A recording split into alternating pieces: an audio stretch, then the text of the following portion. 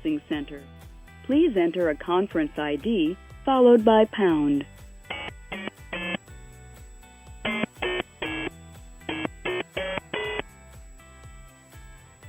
If you're the meeting organizer,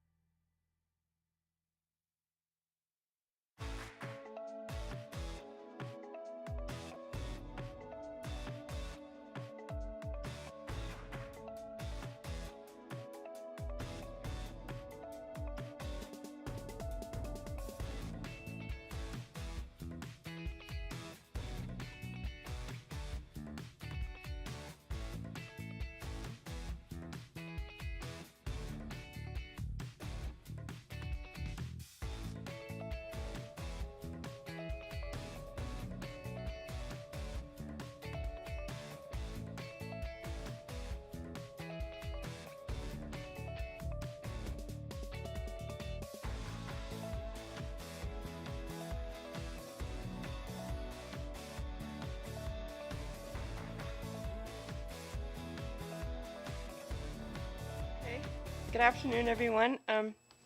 Welcome to our public board meeting, Tuesday, May 16th. I'm going to call the meeting to order. All trustees are present, and is Trustee Leclerc on the phone at this point? Yes. Yes, I am. Wonderful. Yes. Okay, so we're all here. Item C is approval of the agenda, and before I take a motion on that, I want to speak to item L6, the notice of motion from Trustee Chin. I was asked by some trustees if that motion was in order or not. So I did a deep dive on this because I wanted to be sure of what I'm telling you. So I first went to Robert's rules. So bear with me because I want to explain my rationale, because I am calling the motion out of order and I am going to explain why, and then you can do with what you will. So first I went to Robert's rules, which in part governs our board meetings, right? Okay, we all agree to that. So anyway, no main motion is in order that conflicts with the corporate charter, constitution, or bylaws. And to the extent that procedural rules applicable to the organization or assembly are prescribed by federal, state, or local law, no main motion is in order that conflicts with such rules. I think that's pretty clear, and the Education Act itself is very clear with regard to the distinction between operational jurisdiction, which is the director, and governance, which is the trustees. So that was my first resource. And we do, in fact, have an extensive guidelines with regards to how we select, reconsider, deselect, all of that, our library learning commons resources at the school level. We have a very detailed procedure, which for me substantiates that it's an operational matter.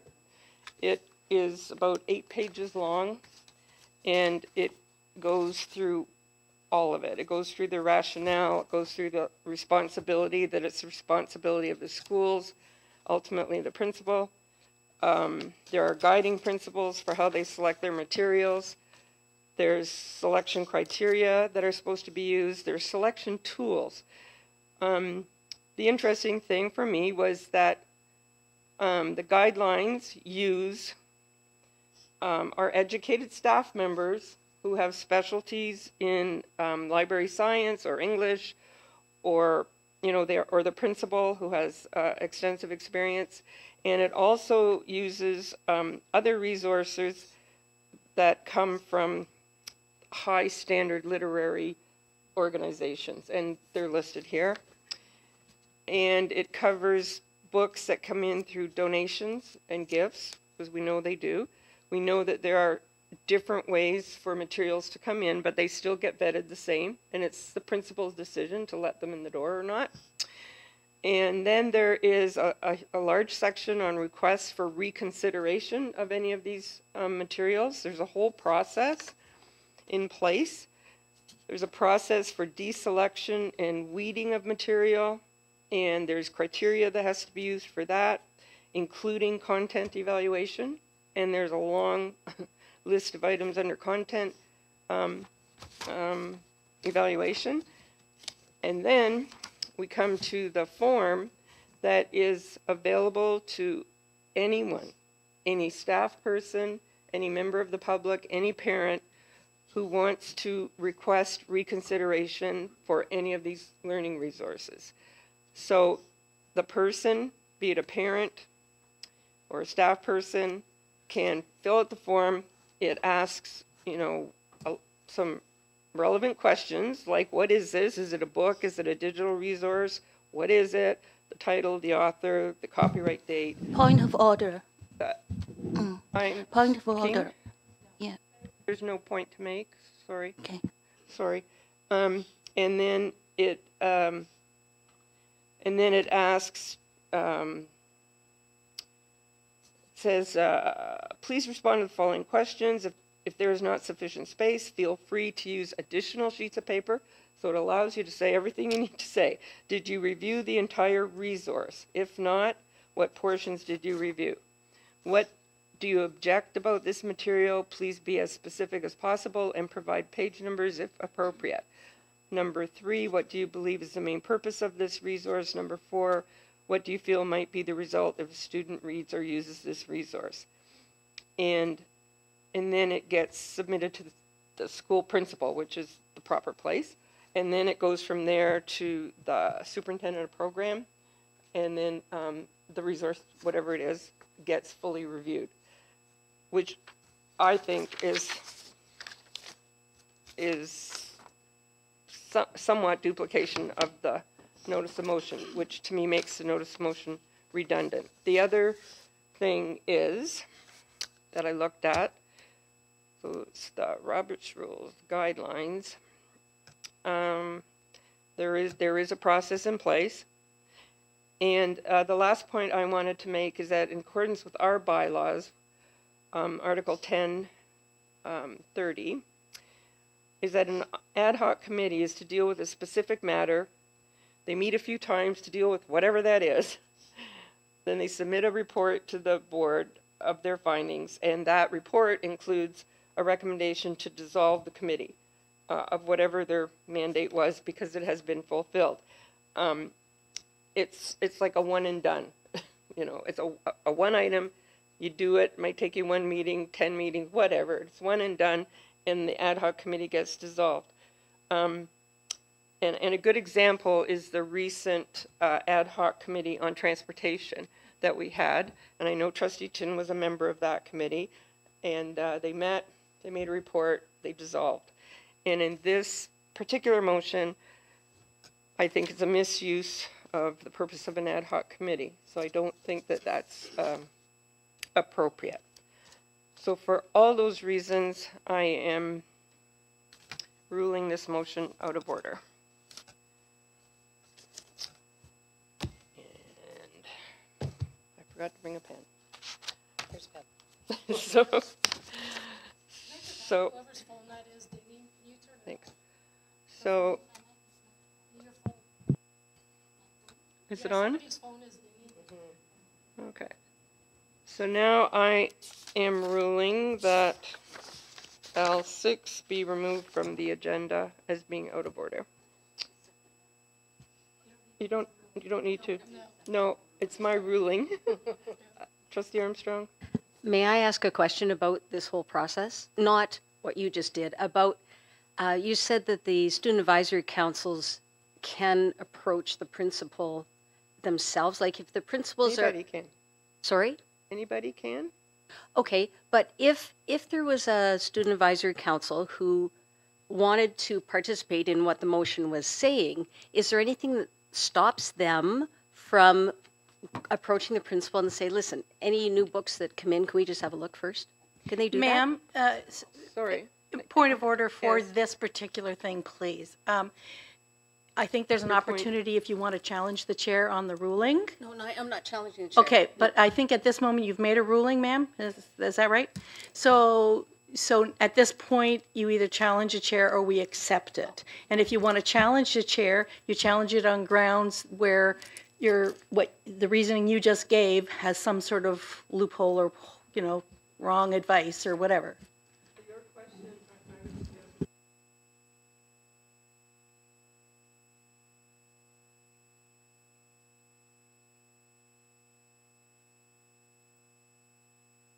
Trustee Chin? Thank you, Madam Chair.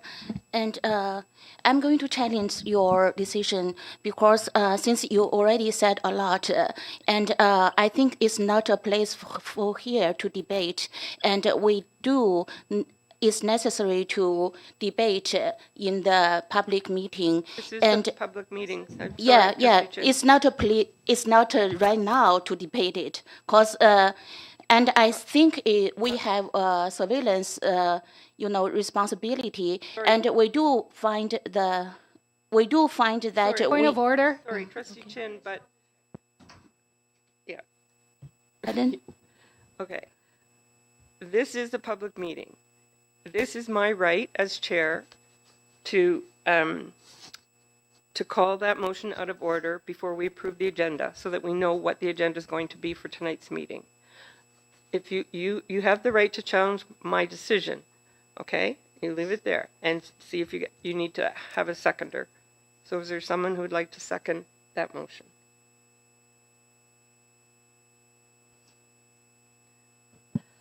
Armstrong? Are we seconding the motion of challenging the chair? Yes. Oh, okay. I'm sorry, Trustee Chin, there's no seconder for the challenge. So my ruling remains. So L6 is off the agenda. And with that, I'm going to ask for an approval of the agenda as just amended. Trustee Buckler, Trustee Burgess, all those in support of the amended agenda. Any opposed? Thank you. Okay, that's carried. Now I need a motion to convene to private session. Moved by Trustee McKinley, Trustee Buckler. All those in support? Any opposed? Thank you. We're recessed now into private session.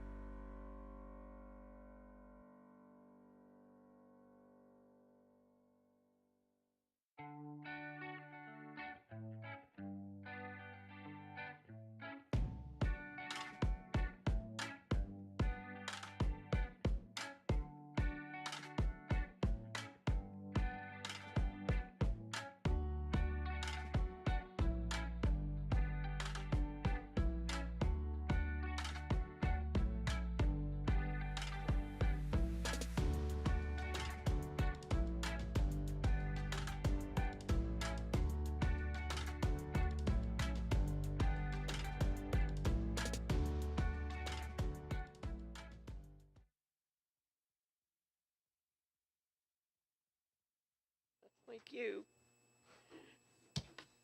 Good evening, everybody. I'd like to reconvene our public meeting.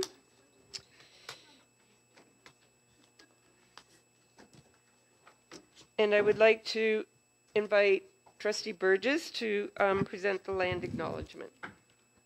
Thank you, Madam Chair.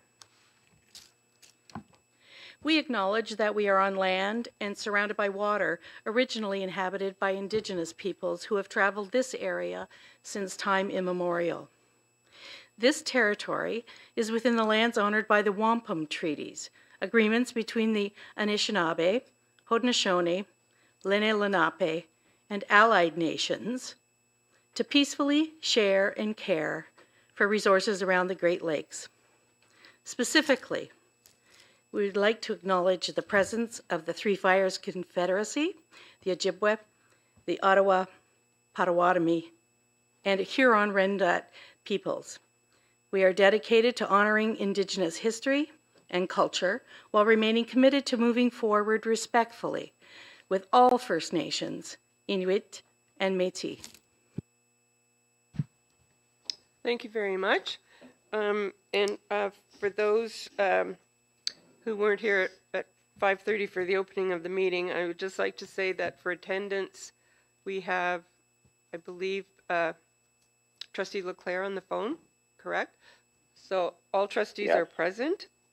The agenda was approved with the exclusion of L6 that was printed on our agenda. That's no longer an item on the agenda. So anyone who was planning on speaking on L6, it's no longer an agenda item. So, excuse me, but this is a meeting of the Board of Trustees. We would appreciate if you would please respect our business meeting. Thank you. We, sorry, if you want,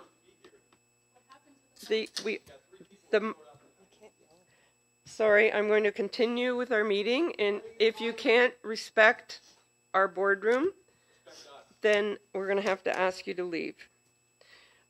Is there a declaration of conflict of interest from any trustees for this agenda? No, seeing none. Actions from the private session meeting, there were none. Moving on to G, approval of the minutes from April 18th.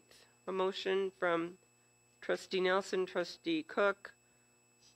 Are there any questions, corrections? No? Okay, all those in support? Any opposed? Minutes are carried. Business arising from those minutes. Do we have any items? Business arising? No. Oh, student trustee, your presentation. Thank you. I'll begin with the student of the month tonight. The student of the month for the month of May is Avery Baker, a grade 12 student at North Star High School.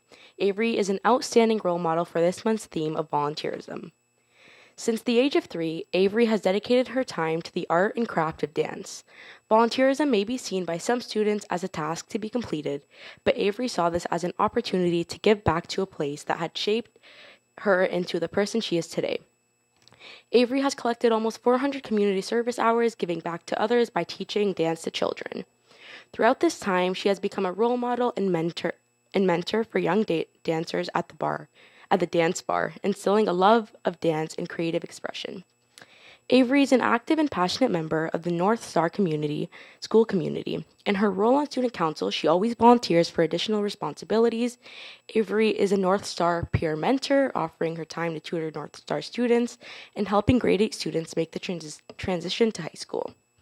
Avery lets her creative side shine through at the North Star dance team, where she is one of the co-captains, leading the team as they prepare for the Dance Fest 2023.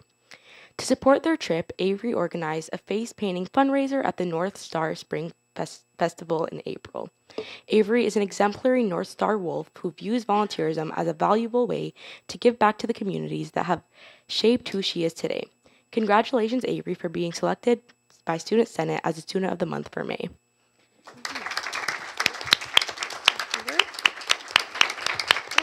We do have Avery here with us, so we'll present the certificate.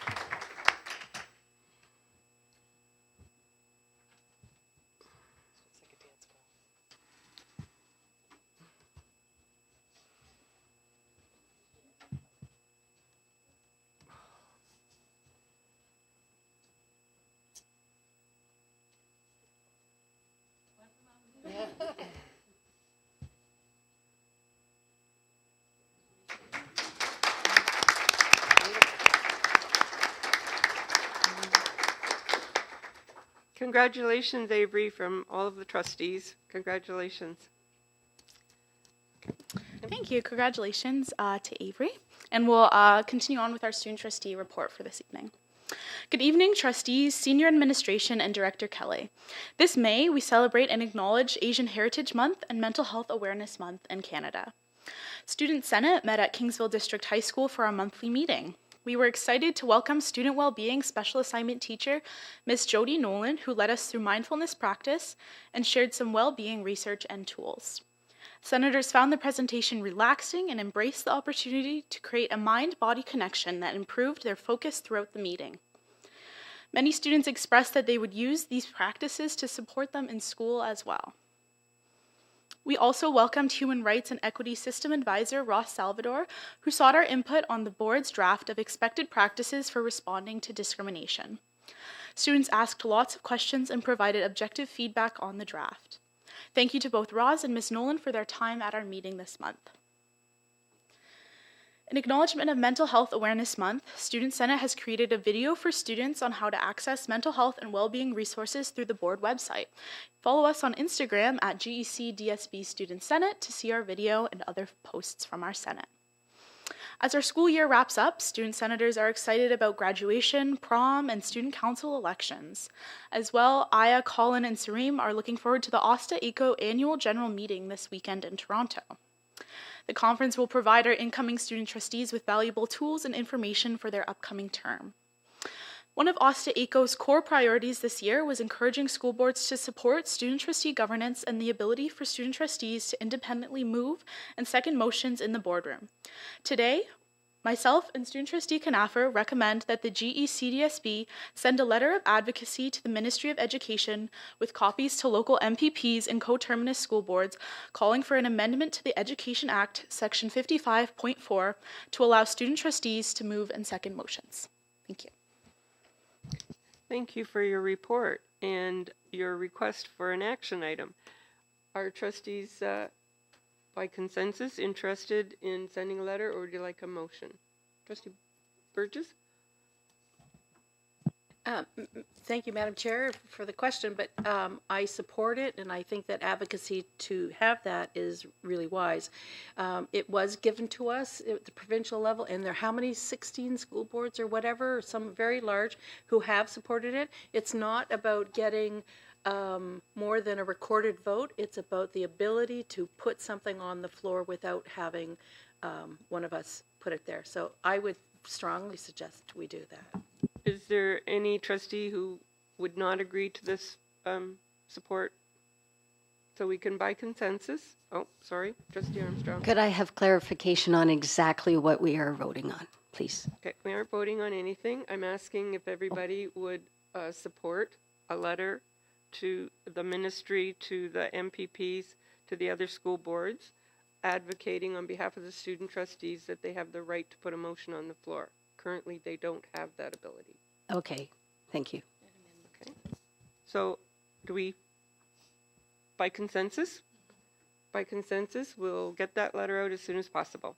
Okay? Thank you very much. Thank you. I think that over the years, student trustees have certainly impressed us with their abilities and their knowledge and their concerns for what happens in our schools. And I think that to go that step further makes a lot of sense. So we're happy to support that.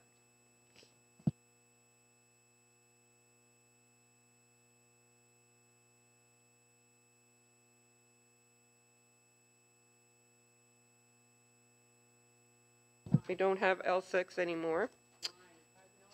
So all for L6. So now we're going to new business, which is L1. Point of order. I was just going to suggest that the chair explain that it has been live streamed, all of your rationale, that Sure. When our meeting started at 5:30 p.m. Sure, I can do that. It's a little bit unusual, but I'll do it now for the benefit of those who are asking. That it was ruled out of order and supported by the trustees.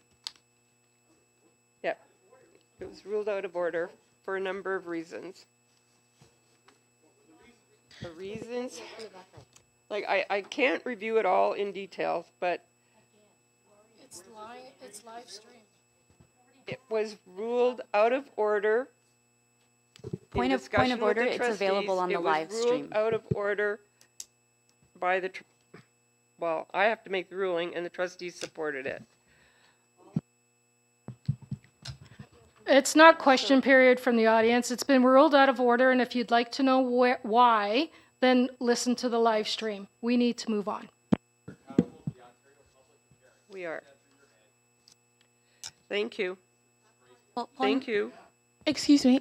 It's really difficult to focus on the meeting with the audience. I know. Thank it you. is.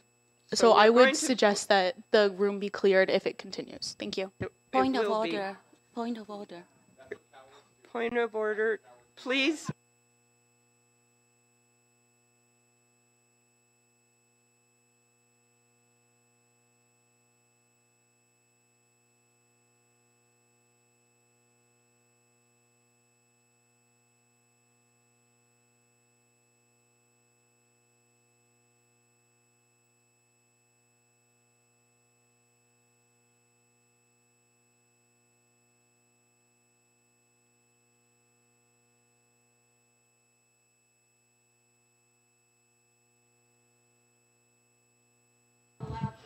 Thank you. Thank you. Look at, Thank you. time to go. See you later. Thank you. Maybe we should learn what trustees do. Thank you. Bye. Thank you. You bullied me the first time I came here, and what happened tonight in secret is wrong. Okay, I am going to ask for a recess.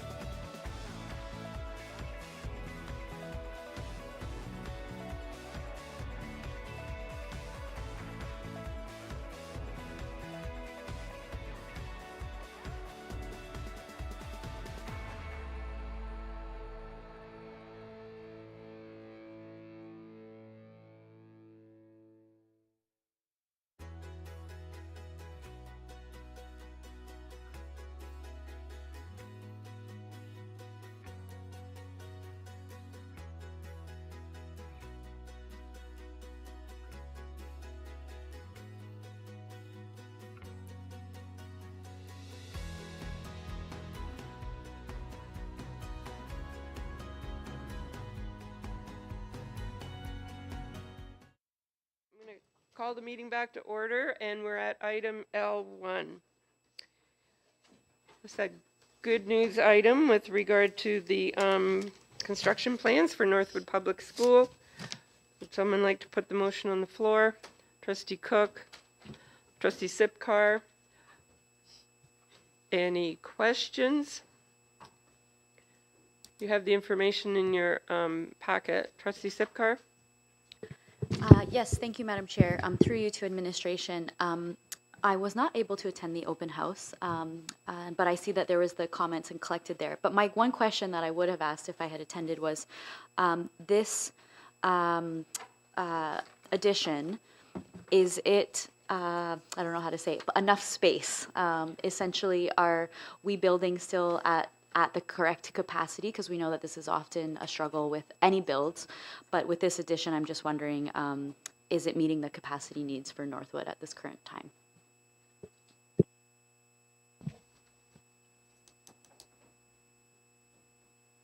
So, do we have someone who wants to answer that? Sure, Superintendent Aywander. Okay, thank you for the question, through you, Madam Chair. Yes, it will at the current time. There are, I want to say there's 9 portables right now. One is not being used, but the rooms that are going to be put in are going to cover what we have as far as capacity goes. Supplementary? Yes, so that was going to be my follow-up question. Is this replacing the portables, this addition, or is it in addition to the portables then for those capacity needs? Thank you for the question, through you, Madam Chair, but it is replacing the portables. I was just going to ask if those portables are being moved. I'm assuming they're being repurposed. Okay, I'll allow it. Yeah, yes, they are going to be moved. It'll be different sites depending on who needs them when, but yes, they will be moved. No more supplementaries. Trustee McKinley and then Burgess.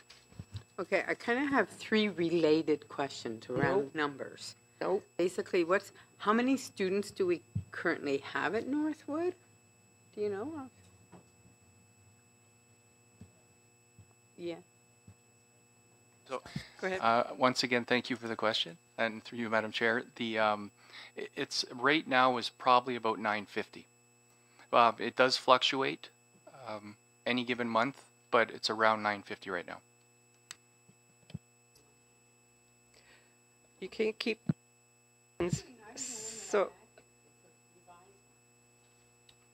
Okay, but you can't ask 3 questions here. Okay, so I'm not. Your question was about the enrollment.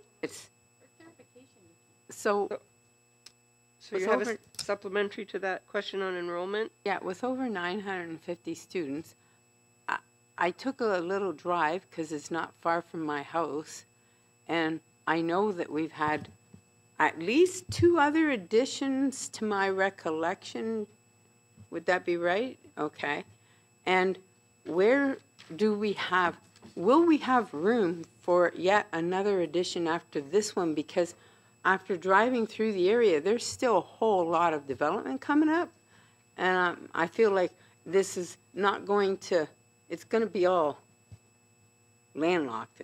I mean, there's not much room for that many kids after another addition is put on. I don't know how they're handling all that. Maybe they're not running around much. Is that a rhetorical question? Okay. No. Okay. Trustee Burgess? Thanks, Madam Chair. I didn't give it enough time to look, but I noticed that I know Northwood before, many complaints about air conditioning, etc. 9 portables, sometimes the portables are the only air-conditioned place, and they're actually the lucky ones for all the additions that we've doing. I can't remember what the ventilation update was when we did those at Northwood and whether or not that has improved, because it can get really, really hot, May, June, September. And I noticed that in the public consultation, of course, there was, a request for air conditioning. So, are we going to get air conditioning in the new part? Is there any air conditioning going to be retrofitted? What was the ventilation update? Go ahead. Thank you through you, Madam Chair. The 2 other additions that were put in were the ventilation system was displacement ventilation, which did not allow for any air conditioning. As we reported earlier to the board, through the Civerus work that we did to add ventilation, we were able to add conditioned air to quite a few of our schools that did not have ventilation. In Northwood's case, the gym, the library, all the offices, the staff room will all have air conditioning. The new addition will have conditioned air. The two older additions in a future project right after we build the addition, because you can't mix the money, will have conditioned air. They're up to needing replacement now, all the displacement ventilation, so we will be putting in conditioned air. And the middle section, which didn't have any air conditioning or any ventilation, now has conditioned air. So a vast majority of that school will have conditioned air. So please let me know what the difference is between displacement ventilation, conditioned air, and air conditioning. Absolutely. Through you, Madam Chair. Displacement ventilation brings in just enough ventilation for each occupant. So it's one of the systems for saving energy that separates ventilation, heating, and cooling. Traditionally, in like libraries, gyms, new builds like that, we put air conditioning, which is ventilation and air conditioning attached. In the two older editions of Northwood, they put in displacement ventilation and in-floor heating. We've quickly realized that that's not a good system to use because of the humidity issues. So the new systems that we've been putting in remove a lot of the humidity, which makes the rooms a lot more comfortable. And you can, and I believe at the last presentation that we brought, we were able to show that even in the same schools, some rooms were overheating and yet other rooms with conditioned air were much more comfortable. And that's what we're trying to do for the whole school. Thanks very much. Are there any other questions on L1? I'm not going to read it all, but it's the addition to Northwood Public School. Oh, sorry, Trustee Sipkar. Sure, thank you, through you, Madam Chair. It was just really a question on the number that's going out for tendering. So the 4.1 is that I guess the question is that an increase, and are we able to get full funding for what we need to build there? Because I know that construction costs have been an issue in the past as they've risen significantly. So Northwood, the funding for the Northwood edition is some of the newest funding that we have received. One of the first things I noticed is that they funded us for what it looks like to me a lot more square footage than we need. So I think, and I don't know for sure, but the ministry's way of trying to mitigate some of these construction costs is to overfund the square footage. This school, and there's plenty of room in this addition, but this addition's about 60% of the allowable square footage because we just don't need the space. I actually asked the question of our capital analyst, like, is this right? Like, it doesn't make any sense to me. But that's the reason we have $600,000 surplus, and we're crossing our fingers that it will be enough to cover any of the market variabilities. Okay. Oh, Superintendent Burgess, go for it. When I hear things like cross our fingers, Madam Chair, I wonder that even if this gets approved, I'm certainly supportive of it, that with the application, we don't want to bite the hand that feeds, but it is still our money. Can we park this somewhere, please, when we get to budget consultations, et cetera, for when we're relying on capital, that we have to cross our fingers to hope that the supply chain delivers? I think at this point we cross our fingers on just about every line item in the budget. But if you want us to mark that one, I'm sure we can do that when we come to the budget. But I think there isn't anything that we can say that is going to be sufficient funding. So, okay, all those in support? Any opposed? That's carried. Thank you very much. There you go. Item number 2, Now we're going to do an addition to Queen Elizabeth Public School, moved by Trustee Cook, supported by Trustee Sipcar. Anyone would like to?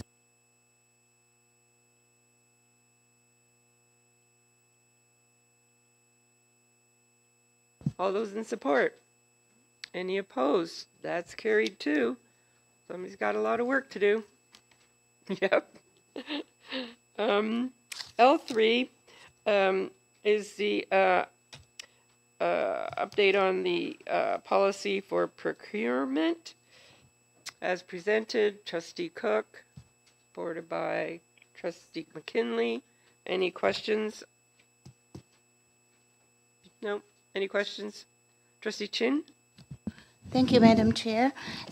On page 26, it said the threshold of procurement, competitive procurement is adjusted. I realized that the number increased from 3,000 to 10,000. And for the goods or non-consulting services, the number increased from 5,000 to 20,000. I understand that that is a way to release the burden of the procurement tasks. But this kind of jump, is that suitable? To jump from 5,000 to 20,000 without competitive procurement? Thank you. Who'd like to? Through you, Madam Chair, this is Superintendent Armstrong. When we looked at this policy or this regulation, we reviewed what other school boards were doing in terms of their thresholds. We also reviewed the broader public sector directives and found that our school board actually has had thresholds and has thresholds that are much lower than what's actually being recommended. In terms of the miscellaneous goods and non-consulting services that changed from $3,000 to $10,000, all we're saying at that point is it's still competitively procured, but we're just allowing individuals to have a little bit more flexibility on smaller dollar purchases. Anything over $10,000 would still require 3 written quotes. The second reference to goods and non-consulting services in construction, that went from $5,000 to $20,000. Again, this is all in compliance with broader public sector directives. But this threshold applies to facility services. And typically what we're finding is sometimes it's a small building or a maintenance repair that needs to occur in a school. And when you have to go and get a competitive 3 quotes for a job that costs $5,500, it is a lot of extra work. And sometimes you'll find even on the weekends or after hours, there might be emergency repairs that need to happen in schools for whatever reason. And again, this threshold does make it rather difficult to respond to things in a timely manner. And so everything that we are recommending here is not strictly just to address workload or burden, but it certainly is to help us be more efficient and to support what is already in the broader public sector directive. Thank you. Supplementary? Yeah, thank you for the explanation. My concern is that other school boards, we don't know that what kind of scale of other school board, if it is much larger than us, and if it's much larger, the procurement, procedure is kind of different with a small school board, and also as for the emergency purchase, there is a policy regarding that. It won't be affected by this number. I'm just thinking if we change the number so great, will that increase the risk of us to cannot comply with our budget? I mean, the risk of over the budget. Thank you. Thank you, through you, Madam Chair, if I would. It's Superintendent Armstrong. I don't really consider us a small school board. We're one of the medium-sized school boards in Ontario. Certainly, we are providing budget holders a little bit more latitude with the proposed changes to make purchases without getting 3 quotes. Again, it would be up to $9,999 before it would be required. I think it's important to recognize that we still have internal controls that are in place at the school board. So, for example, purchase requisitions, purchase orders, invoices, they all still require approval by the appropriate budget holder before anything is processed or paid. Our procurement and purchasing department is very thorough in terms of checking to ensure that the board policies and procedures are being met before anything would be procured or purchased as well. Budget holders do watch and monitor their budget very closely. I do know that, and we would still be bringing forward any procurements greater than $250,000 to the board, as we typically do per our policies. So those are my comments on that, and certainly if Ms. Hinchliff has anything she wishes to add from a facility services perspective, it would be appreciated. But like I said, we do have processes in place and controls to mitigate those risks.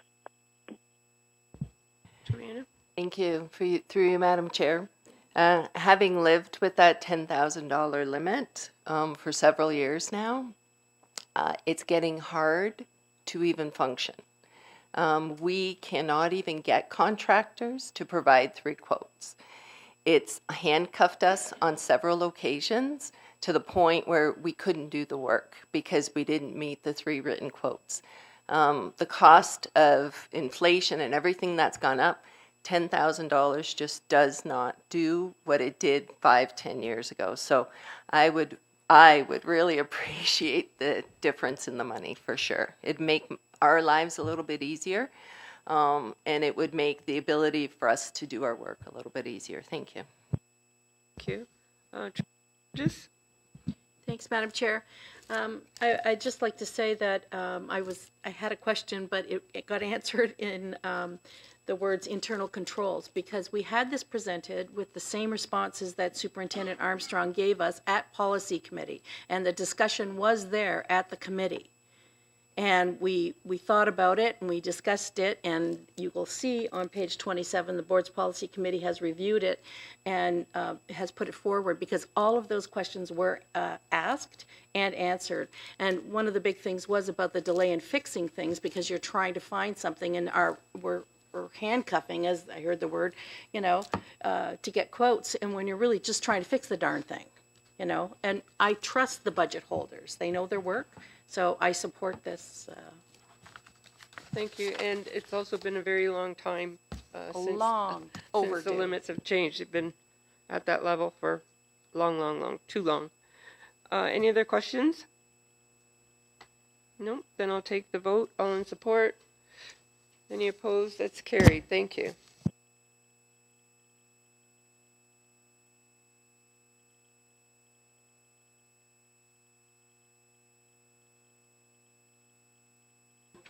Microphone.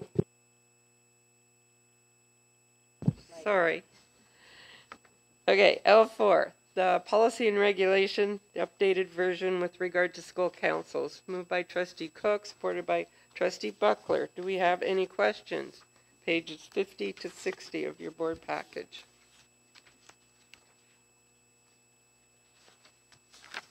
I think as the covering memo tells us, it's updating language and regulations that have changed. Trustee Chin?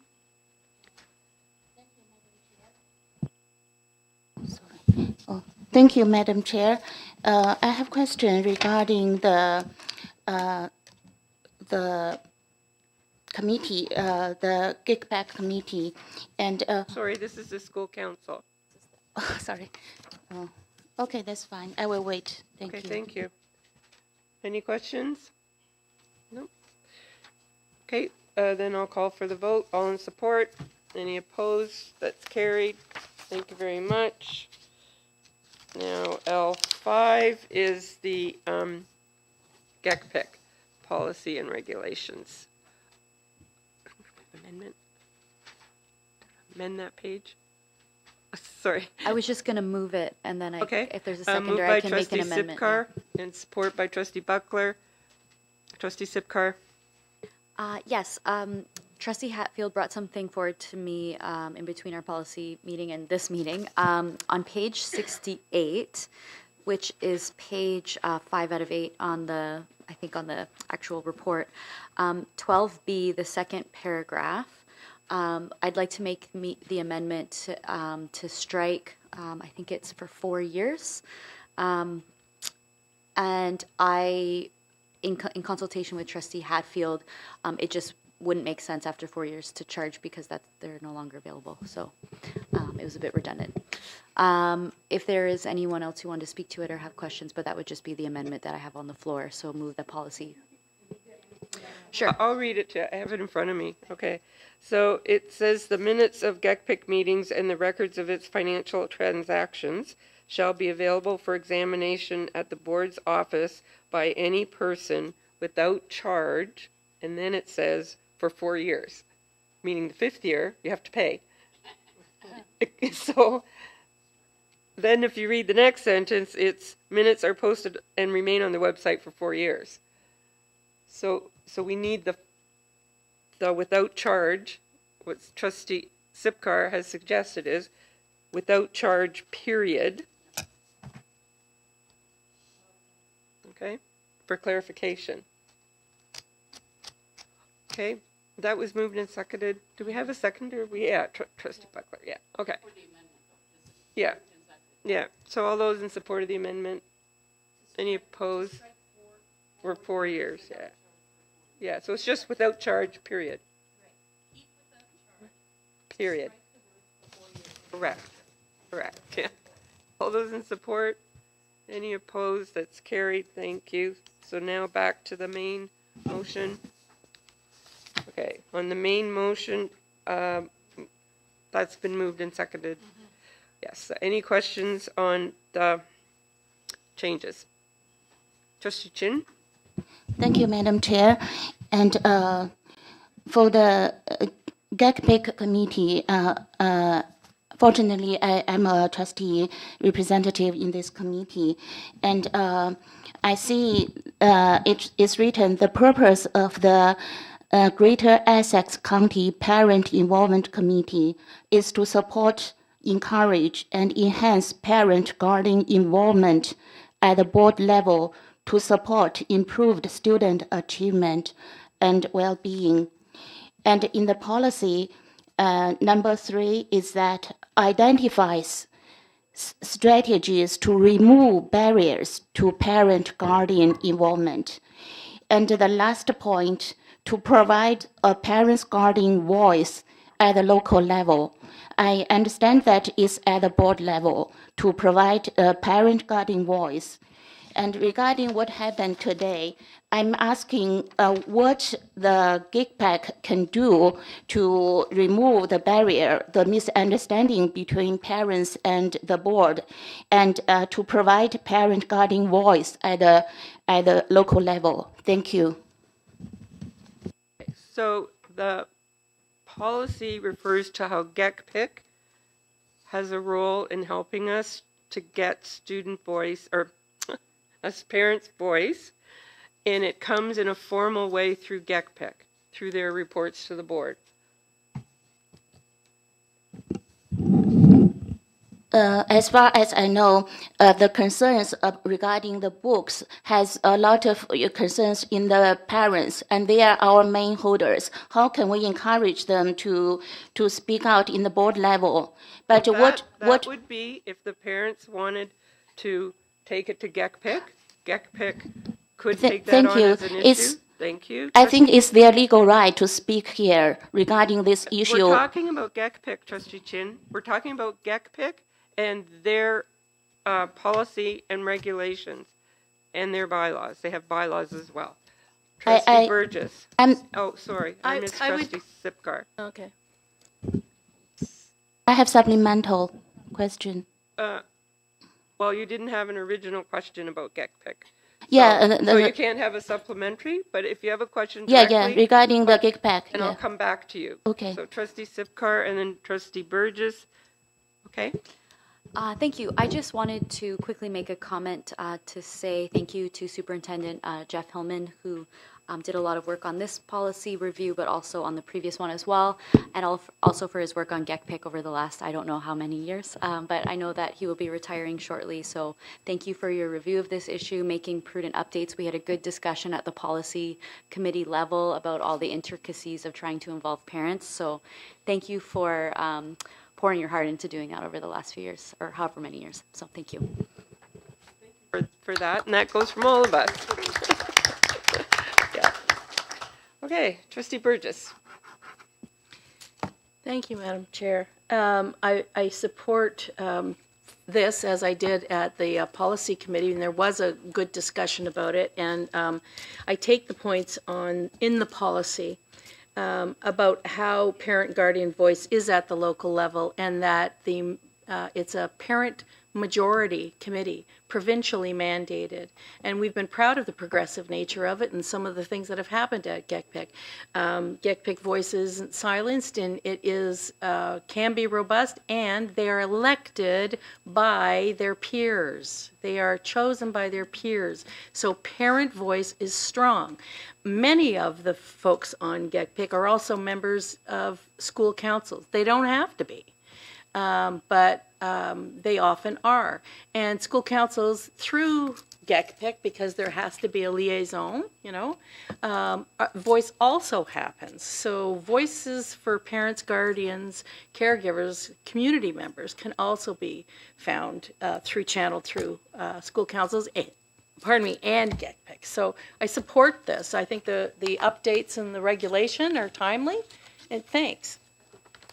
It's also been brought up to date too with regard to the fact that GECPIC actually has bylaws too. Correct. As an organization. So it is one of the best avenues that we have for parent voice to come forward to the board. Trustee Armstrong, and then we'll... Thank you, Madam Chair. I finally remembered to address you correctly. I'm just wondering, pages 70 and 71 is red text all crossed out. What's that all about? So that is they used to have this application form as part of the regulation, but GECPIC in their bylaws have now incorporated that application form into the bylaws. So it's just, and the format of it has now just been moved from this piece to the GECPIC bylaws. So there's still a process, but you'll find it now in the bylaws, which are created by GECPIC, not by us. This is our board policy and regulation. Okay. Trustee Chin, you had another question? Yes, I'm just concerning how we can improve the procedure to actually fulfill the objective to provide parent voice at the board level.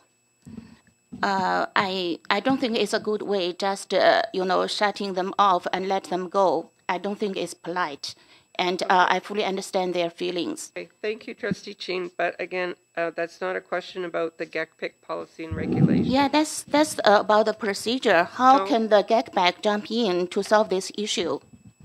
GECPIC is all about parent voice. So, any other questions? All those in support of the revisions? Any opposed? That's carried. Thank you.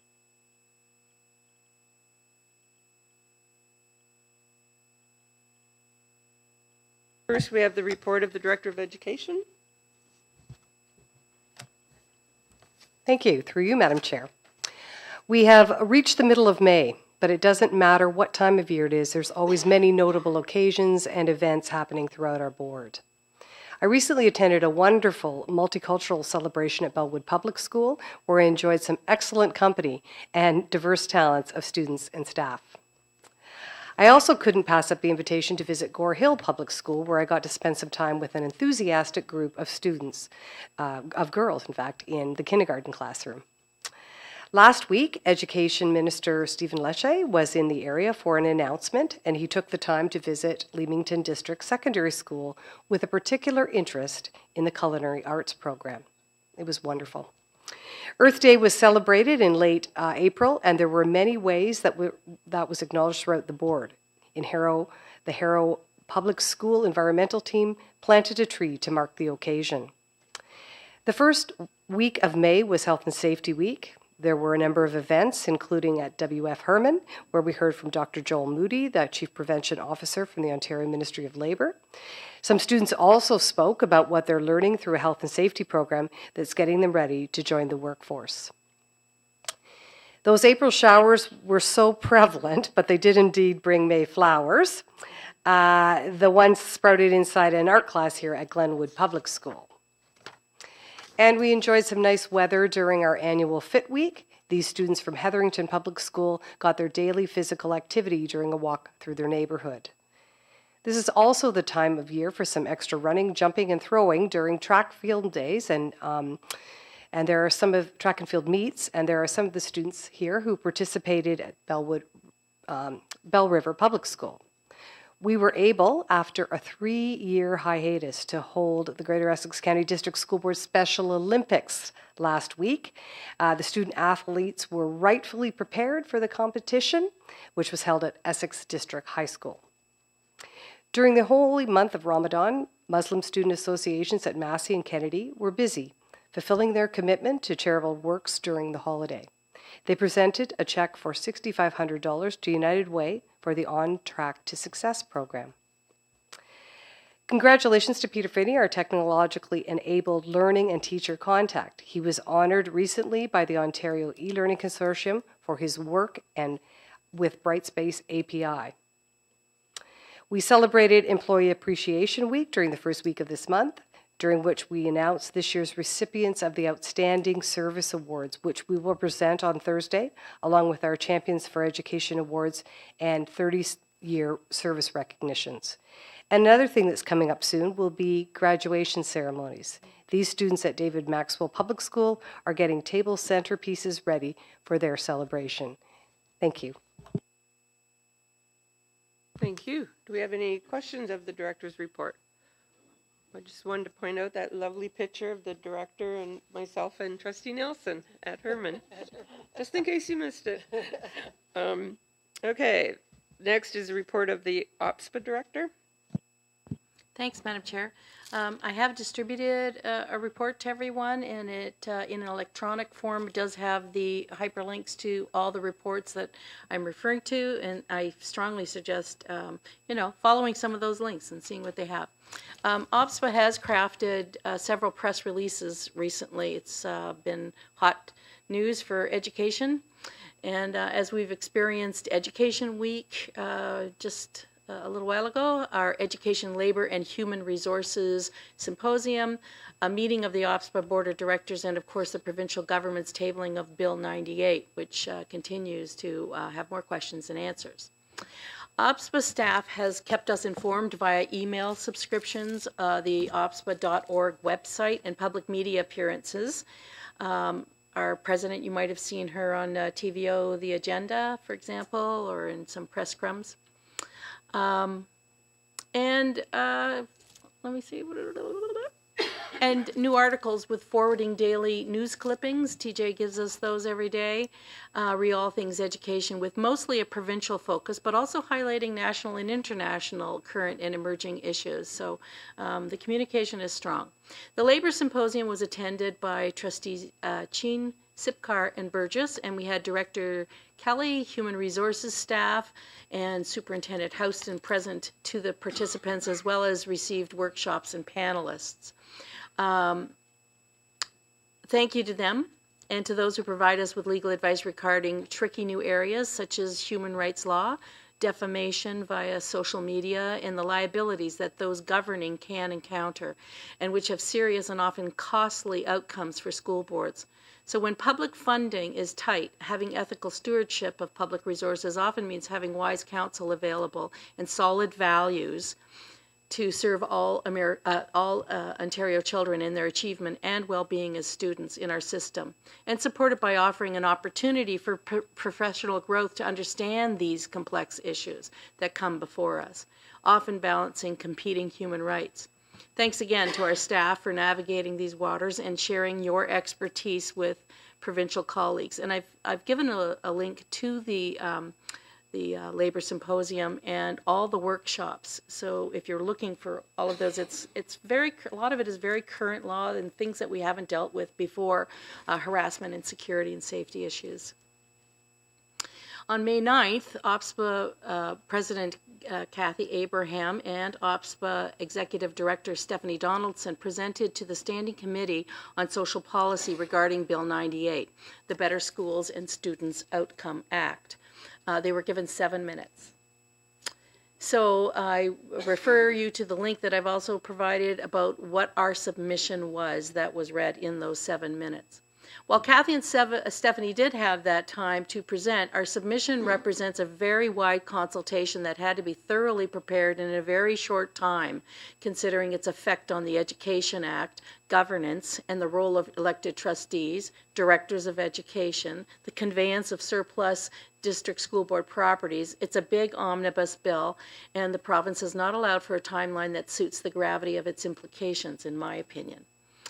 With that challenge, OPSA members were consulted individually in a request to use the provincial portal and via the joint all-day meeting of the policy development work and education groups. So both those teams got together and went over it again, which I participated on May 5th, and via the Board of Directors meeting, which ran late, in late April, specifically on a lot of this information. So those voices and concerns were captured well, and please take the time to read that submission. Our Board of Directors summary I have shared. Please look at that.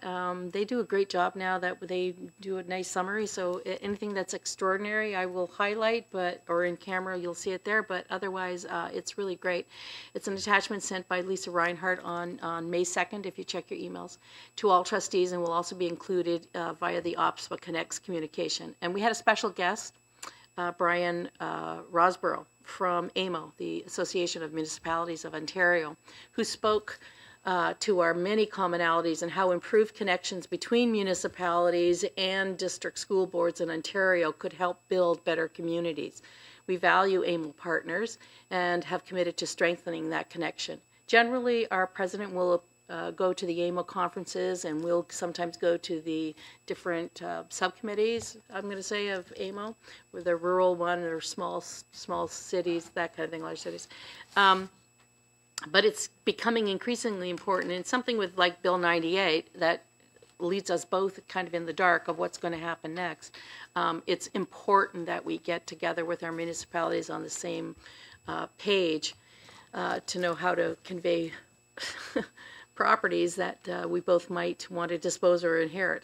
So nominations are in for the annual general meeting. I've submitted my name for a return to the provincial policy development work group team, and I look for your support in that role. I'm the voting delegate, so you're going to have to tell me not to vote for myself otherwise.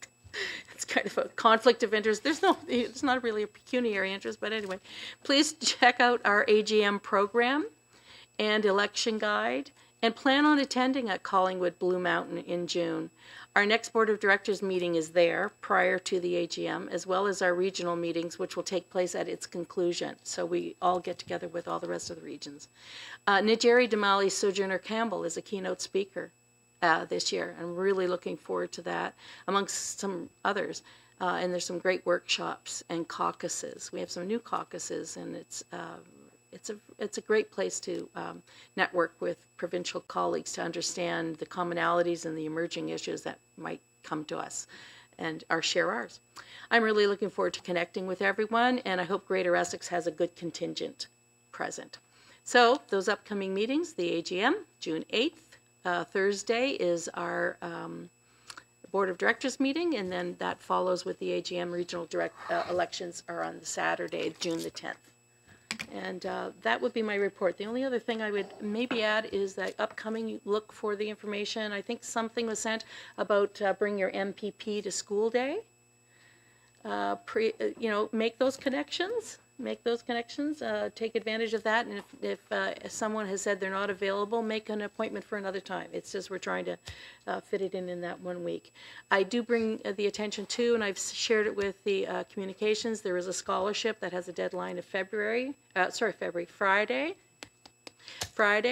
That is only open to Western Region, which includes us, a $1,000 scholarship for our students. So please, students, trustees, I know I've sent it to you and communications, so I do want to make sure it's a fourth and final year, and that would be nice to have somebody grab that.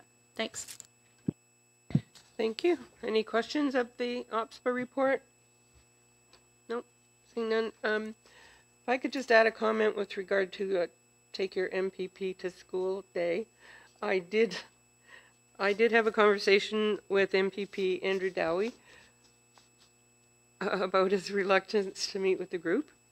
He said that he was going to invite the chair to a meeting, but he also shared that with our coterminous board, he met with the chair and 4 of their key administrators as a group, and he felt comfortable with that. So if the invitation comes through, I will be looking to take some people along with me from administration, which is what he preferred. But I thought we would take the opportunity as opposed to turn it down. Okay, so just a heads up on that. Okay, anything else? No? Okay. Now we have an update on our dismantling anti-Black racism strategy. We have the report. Is someone speaking to it? Or we just open for questions? Superintendent Canty, are you speaking to this? I will speak briefly to it, yes. Yes, briefly. Okay. What you have in your package, pages 72 to 78, is our update to the Board of Trustees on the work we've been doing. Just want a quick thank you to the Dismantling Anti-Black Racism Implementation Committee, Tana Turner, and Turner Consulting, and Tana is our implementation coach. Members of the Black community who have been advocating for this strategy for many years. Director Kelly and the rest of senior team who've been leading this work. Quickly, I just want to go through the guiding principles, and then I'll take any questions. And I know that my colleagues who have been doing this work can step up and help me if there's any things that they have led themselves. So the guiding principles are: number 1, anti-Black racism is a systemic problem in education. Number 2, poor education outcomes reflect systemic biases, not ability. Number 3, Black parents and communities must be engaged as partners in their child's education. Number 4, urgent change is needed. Number 5, ideology and culture need to change, not only behaviors. Number 6, the board will adopt a learning mindset when implementing this strategy. Number 7, the measures of progress for Black students and staff will be outcomes, not activities. And number 8 of our guiding principles is accountability and transparency. So with that, I will take any questions. Thank you. Questions? Trustee Armstrong? Just in the wording on page 78, I did a double take when I read it. Through the employment systems review, identify the barriers to the hiring, advancement, and full inclusion of Black staff and make a plan to remove them. It sounds like you're planning to remove the Black staff. No, please don't. Yeah. We will remove the barriers. Just a comment. Thank you. We'll correct that. Thank you. Trustee Nelson? Thank you very much. Through you, Madam Chair. What tools or metrics are in place to help us determine the success of this strategy ongoing?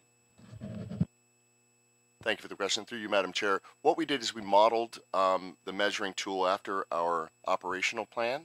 And so we have, in our first year, we're going to accomplish X, Y, and Z. We have over 40 items that we're going to tackle over the 5-year plan. And out of the 15 or so that we tackled the first year, we want to see improvement. So some of them are just getting things done in terms of like the student census, which we completed on Friday. And we're going to be able to use that information to guide our decisions moving forward once we know who our students are. So just an example. Thank you. Trustee Sipcar? Yes, thank you, Madam Chair. On 5.8, I had written down for the employment systems review. Are we planning on receiving this at the June meeting? Just it says it'll be soon. Through you, Madam Chair, I believe that we will be posted and we will send it to trustees. Yeah, and you did receive some background on it. Thank you. Trustee Chin? Thank you, Madam Chair. Thank you for the report. I think it's very good, very comprehensive. I just have concerns on page 75, 2.8 regarding the continue to pause the high school resource officer program, and because we have already read on the news that the Education Minister, Stephen Leachy, has already announced that we should teach the students to respect the police. And also there are a lot of news mentioned that many teachers and students, saw the violence. Is increasing violence, serious issue. So I just want to mention that this is out of good purpose to make the black students feel good.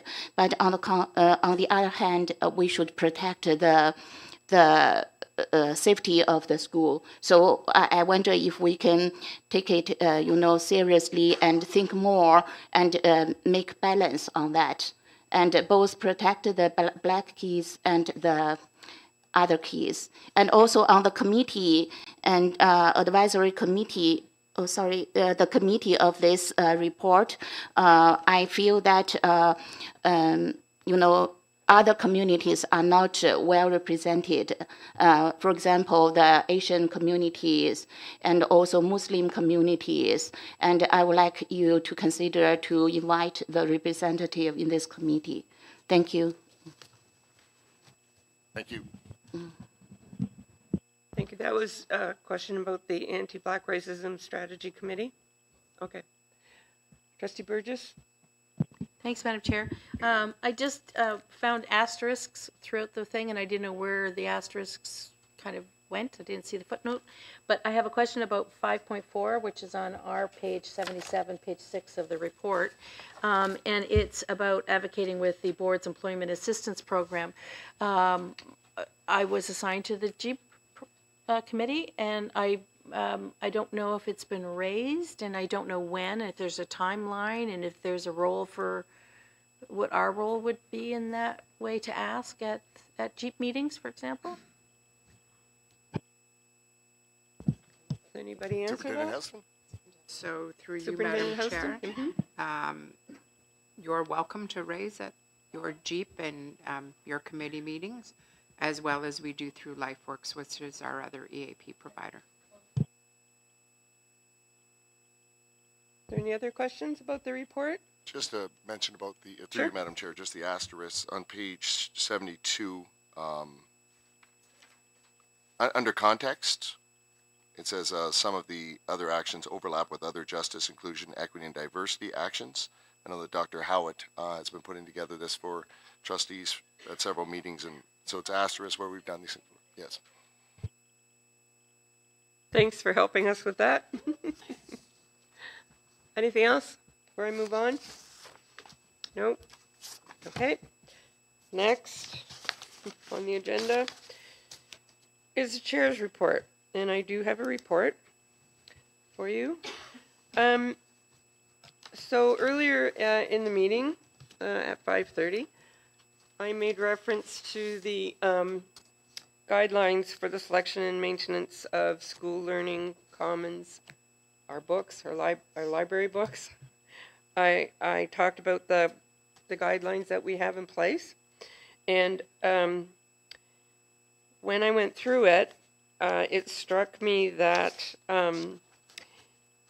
it wasn't the most, our website isn't the most user-friendly for trying to find this. So my concern was that although we have a process in place where parents can fill out the form and submit their concerns and have the books reviewed, we do have a full process for that. but I didn't think it was as accessible as it could be. So I put it out to the director and Superintendent Howitt to see if we could make it more accessible and easier to find. I think one of the problems, and I know it was mine because when I started looking, I forgot about the term learning commons. You know, I'm looking for school library. So if I can't find it, I'm sure other parents can't find it. I had to get some help with that. So both the director and Superintendent Howitt have agreed that they would help to revise or implement. They had actually 5 really great recommendations on how they can make it more accessible for parents to find it easier and to be able to find it under language that we're familiar with, like school library books, for example. So I have that commitment from Superintendent Howitt and the director that they're going to do that. And I think that that will also help address, I think, part of maybe what was missing from the public's, from parents being able to actually get that input to us, the fact that they couldn't find it on the website. So now it's going to be more visible, more accessible to parents, so that if they want to fill out the form and file a complaint about a book or a concern, it can get addressed through that process. So I appreciate that they've done that. I think that's a big step in the right direction for parents' concerns.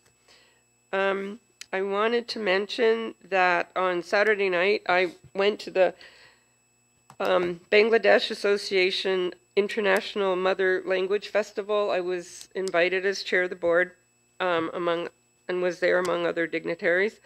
And it was a wonderful event. They talked much about diversity and inclusion in our schools. The Odette School of Business is their major sponsor for this big festival. And they also talked about the importance of preserving their culture and their language.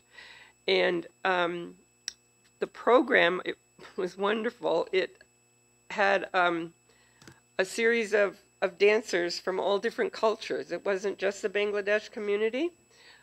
So there were Ukrainian dancers, there was Filipino dancers. It was colorful, it was wonderful. And all the time they made reference to diversity, inclusion, but respecting your culture and maintaining your native language. And one thing that really hit me was the president of the Bangladesh Association told a story about how in Bangladesh in 1952, I remember that for a reason, but in 1952 there was an uprising and several students were shot and killed during this uprising, and it was over the right to maintain their native language. And I didn't realize that about the Bangladesh history, and of course it was like sad news that happened, but on the other hand it resulted in this celebration of international mother languages. So they emphasized how that terrible incident in 1952 led to something positive, that they could celebrate native languages. There was also the indigenous community was there as well and did a nice dance and got us all up dancing in a big circle, and it was just a great event, and I was very honored to be there representing the board. This weekend I think I'm looking forward to the Walkerville 100th celebration. I will be attending that, both as an alumni as well as the chair of the board. And I just wanted to mention that next week is our board celebration of excellence in service awards, where we're going to be celebrating our champions of education, our outstanding service recipients, and are, I think it's Thursday. yeah, it's this week. Yeah, this week, sorry. This Thursday, yeah. And also the 30-year service pins. So I'm looking forward to attending that. I'm sure their trustees will be there as well. And then the last thing I wanted to mention was how much I appreciate that Superintendent Canty decided to spend his evening with us on one of his milestone birthdays. Happy birthday. But also congratulations on the recent announcement that he will be inducted into the local Sports Hall of Fame. So, yep, congratulations. Yep. And with that, I'm going to conclude my report and move on to trustee question period. We have questions for this meeting. Trustee Armstrong? Madam Chair, thank you very much for working on behalf of the parents to get that document that they have to fill in more accessible, because I received a few questions. Where do I find this? Okay. So the parents who just left don't realize that you are working for them. I prepared, it took me an hour today to prepare something that was 2 minutes long that you told me respectfully that I couldn't speak of.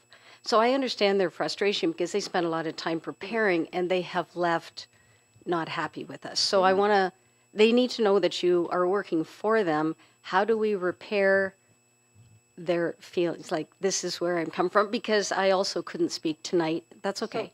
But how do we repair? Sometimes it's difficult because this is a business meeting, and a business meeting has procedures. It's not like an open mic night, but our school board, it's not just the trustees, but our administration as well, are highly accessible. You can email us, and a lot of parents do. They email us, they call us on the phone, as someone mentioned earlier. All that information is available. And the administration is available as well. And if there's something that they're not feeling happy about with their child's education, we have this pecking order where they should be talking to their school teacher of their children. That's always the first step to get their some resolution, if possible, to whatever their concern is. The next would be the school principal. From there, you go to the superintendent, and hopefully the parents are getting the assistance that they need.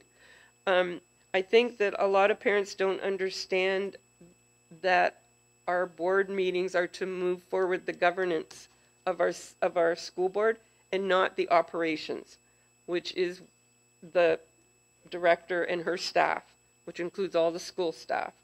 So I think that's a little bit part of the problem, is that parents don't realize that it's not the board that's going to solve their individual problem.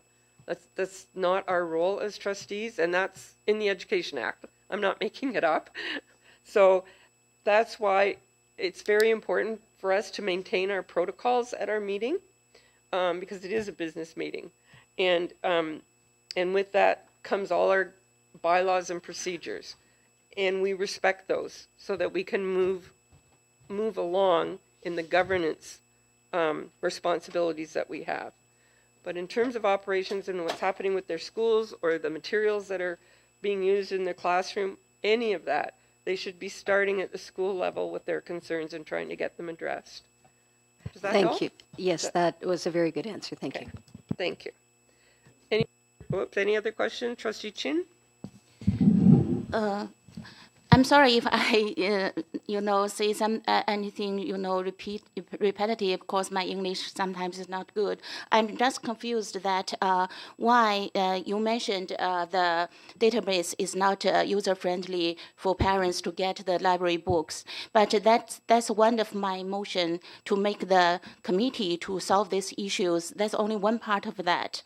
And since you rule it out of order because you said it's operational, but you mentioned and you have a suggestion and it is acceptable. So I'm just thinking why we shouldn't, since it has already been approved that those age inappropriate books existed and it was handled for a certain degree, but parents has miscommunication, misinformation, and they are not satisfied. So, and also our superintendent has admit that it's out of her control if some book come to individual board. So the process has issues. We need a committee to help to smooth the procedure to protect the kids. You're Let out me of finish. order. No. We're doing trustee question period. Yeah, and my what question. you're doing right now is you're Yeah, giving yeah. a speech and a debate, and that's not in order. So please take 10 seconds and ask your question. My question is that we have surveillance responsibility. Why we see a serious concern, serious problem in the board, we cannot pick it up and form a committee to solve it. Why? It's a way to improve the parents' involvement. So it has nothing to do to be wrong. Why we exclude it? Why we should exclude the parents' voice so scarefully? Thank you. Thank you. Do we have anyone else with a question? Did I catch everybody? Trustee Burgess. Thank you, Madam Chair. I had a question, and I'm going to ask it on behalf of everybody because I think some others may have experienced this. I've been getting some communication, and I did get an answer, but it was just sort of like, because that's the way it is kind of thing. This year, we have some graduations that are happening even earlier than final reports, final exams, final marks, etc. And I know that has happened in the past. I know I've attended many graduations where everybody's got their fingers crossed for that last exam grade going in. And it's part of the collective agreement that, so my question is, why do we have graduations prior to the end of high school exams when the actual high school exams may determine that somebody hasn't met the graduation requirements? Who'd like to answer that? Superintendent Canty. Thank you for the question, through you, Madam Chair. So it is potential graduates for that very reason, and the exams go right up to the end of the school year. And so in terms of marking them and getting them in and having them finalized by the principal, we just have to have them. And not to mention the fact that there's halls that have to be rented years in advance. And so we're competing with other boards in terms of halls. So we wish we could fix that, but that's what we call it, potential graduates. Superintendent McKinley. Jeez, I'm not ready to be a superintendent, but thank you. Just to that, my experience, because when I became a trustee, some of my schools had fall graduations, and quite frankly, I thought it was a terrible thing because half the time, more than half of the students weren't showing up for their graduation because they were already in new locations and had to choose when they came home. So that's why I'm glad we're all having them in the June month, even though some people will they'll get their paper, but they don't actually get their real graduation diploma till later after the exams are done. So I think it's a good idea. I wouldn't want to go back to the fall. So that's the thing, is that they are not actually getting their diploma that night. And I think the students that might be borderline already have some understanding of what's happening, whether they choose to attend or not. But I don't think the school just makes believe that it's all going to be happening, So, and I remember those fall graduations. That's how mine was from high school, and it was terrible. But anyway, any other questions for this meeting? No? Okay, notice of motion. Trustee Armstrong. Yes, I received an email from a parent. I don't know if anybody else did or not, but it was about the new rules and regulations for track and field for the divisions. I just wondered, do we have it written down somewhere that I can refer this parent to? So that's under trustee question period, not a notice of motion. Okay. Okay, sorry. Okay, so, yes, so that has been referred to administration. We don't set the rules. The rules haven't changed the way the parent implied. The rules are still the same, and there haven't been any change. But I don't know that you want to get involved in WEXA's operation. Superintendent Aywinder, did you want to comment on that? No, I can just state that OPSA is basically the governing body as far as athletics go for the province. They get a lot of their direction either through ministry or Supreme Court cases that happen. And it's been since 2017 that the rules have all been as they are right now.